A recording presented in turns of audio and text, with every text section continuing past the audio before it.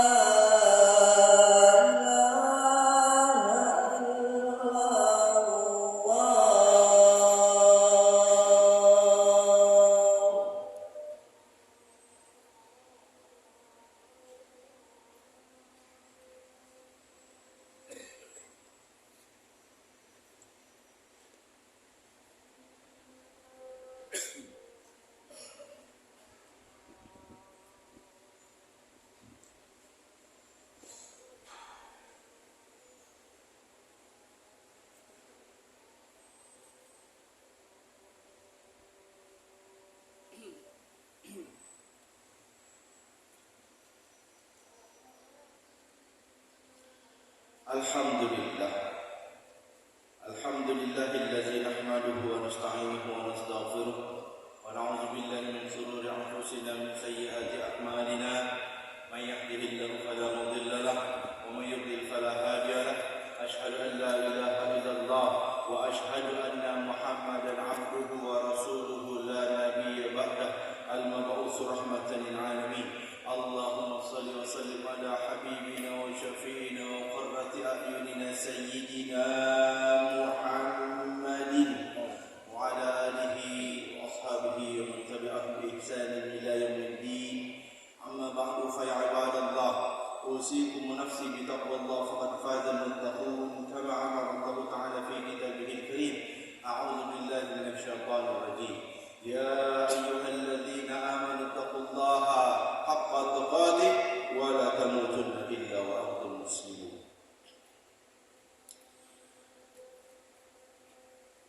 Alhamdulillah, Allah jadikan kita sebagai orang Islam. Alhamdulillah, Allah jadikan kita lahir di negeri Indonesia. Dan alhamdulillah, Allah memberikan kepada kita begitu banyak peristiwa dan kejadian yang membuat kita terus belajar sebagai sebuah bangsa, sehingga tujuan kita semoga Allah menjadikan kita sebagai bangsa yang baldatun thayyibatun wa rabbun ghafur. Kita sebagai manusia tidak sempurna, tapi kita sebagai orang Islam sekaligus sebagai orang Indonesia terus berusaha menuju kesempurnaan. Dulu waktu Indonesia masih dijajah, para pahlawan satu demi satu timbul. Setiap mati satu pahlawan timbul banyak pahlawan yang lain. Tidak pernah kering tanah Indonesia dari darah para syuhada untuk memperjuangkan kemerdekaan Indonesia. Sampai pada akhirnya, sebelum kita merdeka, kita sudah mendeklarasikan diri kita sebagai satu bangsa. Dalam Sumpah Pemuda, kita bersumpah berbangsa satu, bangsa Indonesia. Berbahasa satu, bahasa Indonesia. Bertanah air satu, tanah air Indonesia. Coba kita bandingkan dengan negara-negara lain. Betapa sulitnya bagi mereka untuk mencapai kepersatuan itu. Begitu banyak perbedaan yang ada di negara mereka, tidak mampu mereka satukan. Tapi di Indonesia, alhamdulillah, banyak bahasa, jumlahnya ratusan bahkan ribuan. Banyak suku bangsa, jumlahnya ratusan bahkan ribuan. Bahkan jumlah pulaunya 17 ribuan pulau. Tapi alhamdulillah, kita semua mau menahan ego masing-masing sehingga menjadi satu bangsa, satu bahasa, satu tanah air Indonesia. Setelah kita bersatu dalam satu bangsa, kita berusaha untuk mencapai kemerdekaan, menjadi satu negara. Proklamasi kami, bangsa Indonesia, dengan ini menyatakan kemerdekaan Indonesia. Hal-hal yang mengenai pemindahan kekuasaan dan lain-lain diselenggarakan dengan cara yang seksama dalam tempo yang sesingkat-singkatnya. Saya mau tanya, coba kita tanya dalam diri pribadi. Hal yang berkaitan dengan pemindahan kekuasaan. Dari mana pemindahan kekuasaan itu? Dari raja-raja yang ada di Indonesia. Indonesia dulu adalah kerajaan.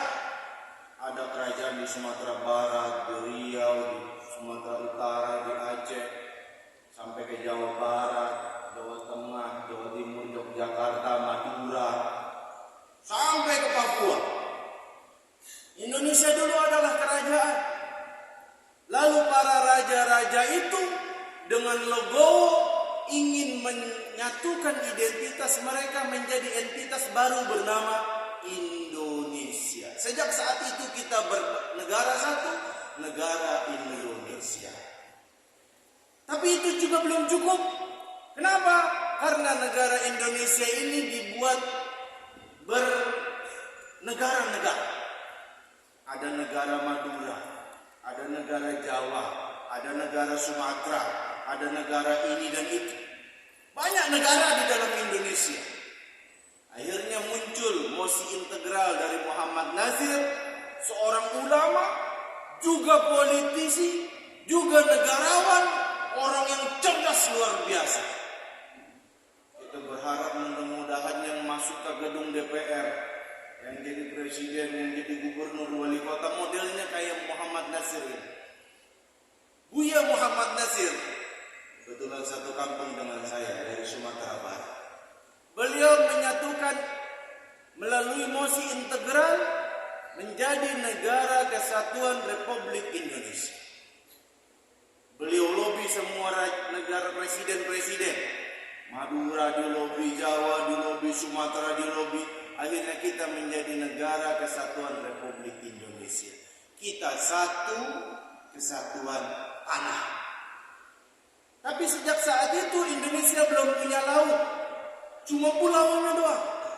Akhirnya lewat deklarasi Juanda, kita sebagai bangsa Indonesia memperjuangkan agar Indonesia punya laut. Akhirnya disepakati lewat rapat sidang umum PBB bahwa Indonesia punya laut. Lengkaplah Indonesia menjadi tanah air Indonesia. Kita lihat begitu pontang-pantingnya para ulama kita berjuang agar kita menjadi enak hidup di masa sekarang. Menjadi satu bangsa kita, menjadi satu negara kita, menjadi satu tanah kita, menjadi satu tanah air kita. Pertanyaannya adalah, setelah para ulama kita, setelah para pendahulu kita berjuang mempersatukan Indonesia, satu bangsa, satu tanah air, satu negara. Pertanyaannya, apa yang harus kita lakukan sekarang? Banyak yang bisa kita lakukan. Cuma Al-Fakir dalam sidang yang mulia ini ingin mengajukan satu usulan agar kita menambah yang kelima. Sudah satu bangsa, sudah satu negara, sudah satu tanah, sudah satu tanah air. Saya usulkan agar kita semua yang hadir di majelis ini, masjid ini pada khususnya, dan semua yang mendengar khutbah ini, agar kita melanjutkan perjuangan para ulama kita dengan satu yang kelima. Apa itu? Satu perjuangan dakwah.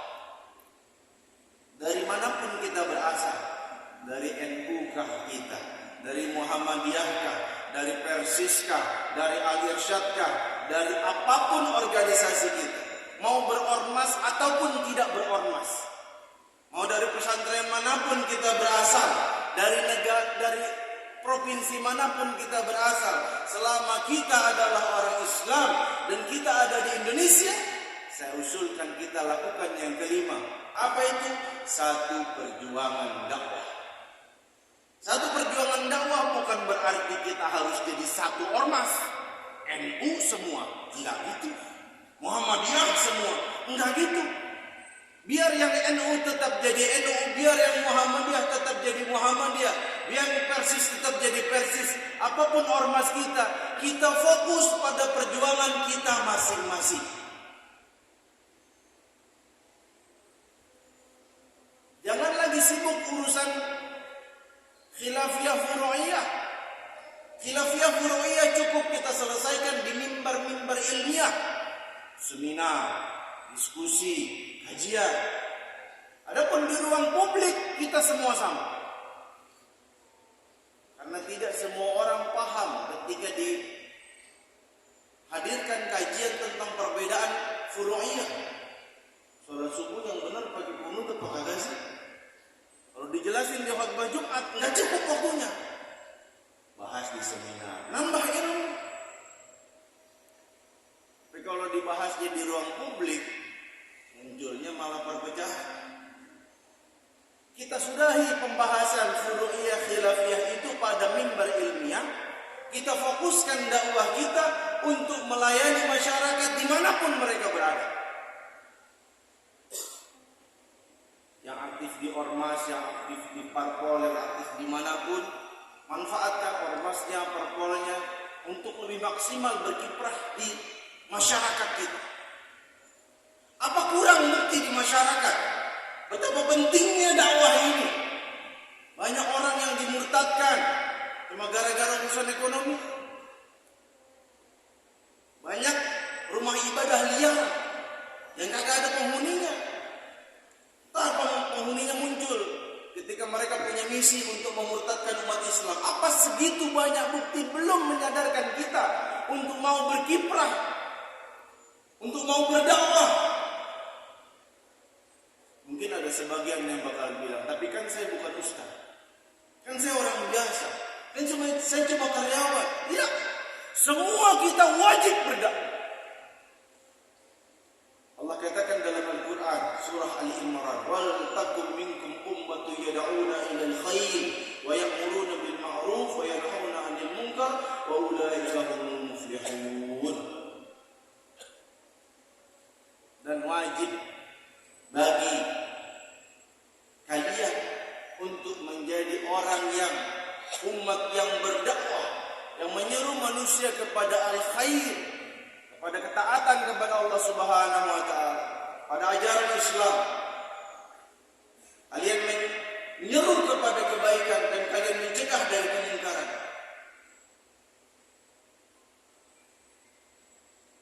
Wal takum minkum ummatun yad'una ilal khair wa ya'muruna bil ma'ruf wa yanhauna 'anil munkar wa ulaika humul muflihun.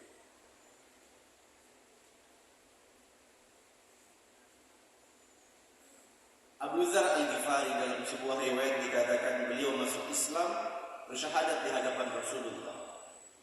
Lalu beliau bertanya, apa yang harus saya lakukan selanjutnya ya Rasulullah?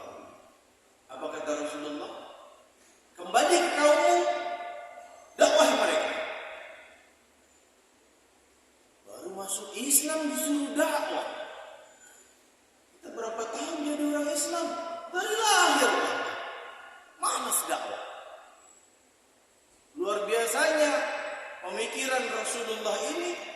Akhirnya Abu Dzar Al-Ghifari kembali ke kaumnya. Sekedar informasi, suku Ghifar itu zaman dulu tidak ada laki-lakinya kecuali laki-laki itu adalah penjahat. Semua laki-lakinya penjahat.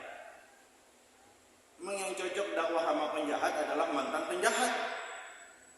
Cerdas Rasulullah. Disuruh Abu Dzar kembali ke kaumnya, dakwah. Apa yang didakwahin kira-kira? Ya apa yang bisa? Dakwah tauhid, dakwah ngajak mereka untuk menyembah hanya kepada Allah, tidak menyembah kepada makhluk. Akhirnya apa? Alhamdulillah, nggak butuh waktu lama. Seingat saya cuma butuh waktu 1 tahun.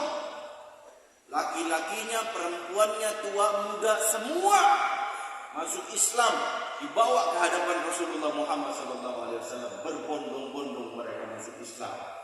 Baru masuk Islam udah dakwah. Tapi kan saya nggak punya ilmu.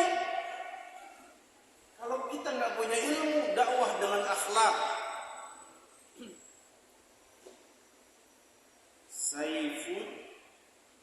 Saifuddin, saya lupa namanya. Ada orang, dia punya toko gamis. Dibilang ke karyawannya, jual 1.500 dirham. Dirham itu sekitar 90 sampai 100 ribu. Ketika dia sampai ke tokonya, dia dapati ada aib dalam pakaian yang diproduksi pada hari tertentu. Oh yaudah, kalau begitu jual sepertiganya aja. Jual sepertiga. Karyawannya lupa. Pas yang punya pergi ke rumah, karyawannya jual dengan harga sama 1.500 dirham. Apa yang terjadi? Orang yang punya toko datang bilang, bagaimana penjualan hari ini? Alhamdulillah, lebih dari setengahnya ludes Pak, dalam waktu kurang dari 1 hari. Alhamdulillah, pakaian yang waktu itu saya titip bagaimana? Wah itu juga hampir ludes Pak.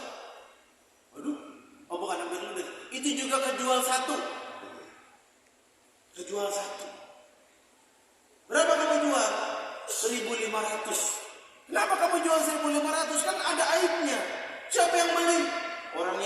Bang. Kapan belinya? Kemarin. Kemana dia? Ke daerah Yaman. Yaudah, saya samperin nama yang punya. Singkat cerita ketemu sama kafilah dagang Yahudi. Bukan kafilah dagang, kafilah musafir. Ditanya, apakah ada di antara orang Yahudi ini yang membeli di toko saya? Membeli baju seharga 1.500 dirham. Iya, saya. Ada apa? Saya yang punya toko. Saya mau minta maaf. Di baju itu ada aib, ada bagian yang robek sedikit. Saya hargai 500 dirham aja sepertiganya. Saya kembalikan 1.000 dirham kepada Anda. Orang Yahudi ini malu. Kenapa malu? Karena 1.500 dirham yang dia kasih ke toko itu ternyata uang palsu. Kata yang punya toko, ya udah kalau begitu saya maaf. Kamu udah ngaku. Apa kata orang Yahudi? Sedemikian mudahnya kau maafkan, padahal kau berjalan segitu jauhnya buat ngejar kafilah kami sendirian di padang pasir untuk ngembaliin 1.000 dirham beneran, padahal saya ngasih 1.500 dirham bohongan. Iya, kamu udah ngaku, kamu udah minta maaf, selesai. Siapa yang ngajarin kamu akhlak sebegitu rupa? Kata si pemilik toko, Islam, Allah dan Rasulnya yang mengajariku akhlak seperti ini. Buat apa kamu berakhlak seperti ini? Supaya saya dapat ridho dari Allah Subhanahu wa Ta'ala, saya dapat masuk surga bersama Rasulullah. Apa yang terjadi? Baik, saya kembalikan gamis ini kepada Anda, saya tambahkan sesuatu yang menyenangkan hati Anda. Apa itu? Saya kembalikan gamis ini dan saya masuk Islam.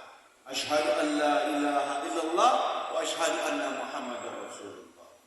Bayangkan, si pemilik toko nggak pernah nyampein ayat Al-Quran, nggak pernah bacain hadis. Dia cuma menampakkan akhlak seorang muslim.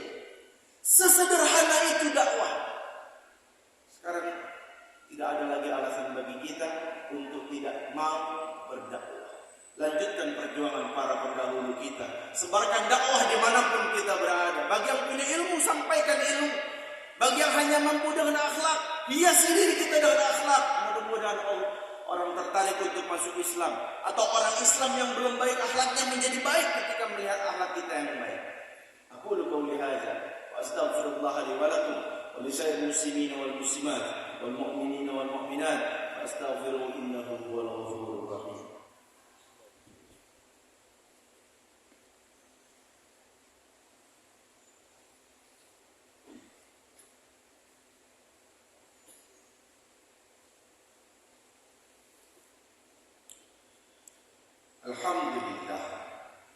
Alhamdulillahillazi arsala rasulahu bil huda wa dinil haq liyuzhirahu ala dini kullihi wa kafa billahi shahida. Asyhadu an la ilaha illallah wa asyhadu anna Muhammadan abduhu wa rasuluhu la nabiyya ba'dah al-mab'us rahmatan lil alamin. Allahumma shalli wa sallim ala habibina wa syafiina wa qurrati a'yunina sayyidina Muhammadin wa ala alihi wa ashabihi ajma'in. Amma ba'du fa ya ibadallah, أوصيكم ونفسي بتقوى الله فقد فاز المتقون كما أمر الله تعالى في كتابه الكريم.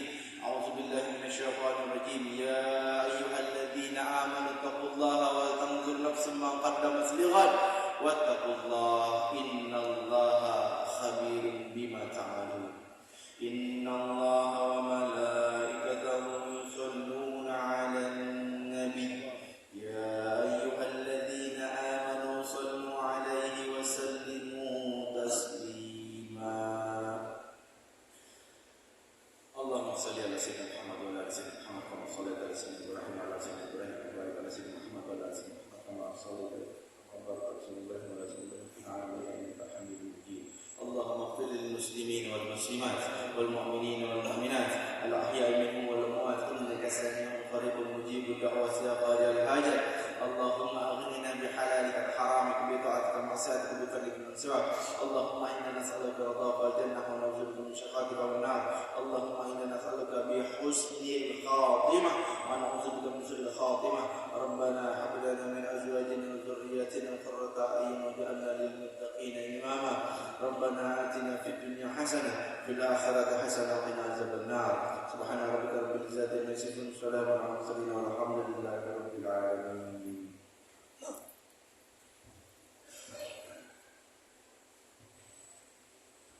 الله أكبر الله أكبر أشهد أن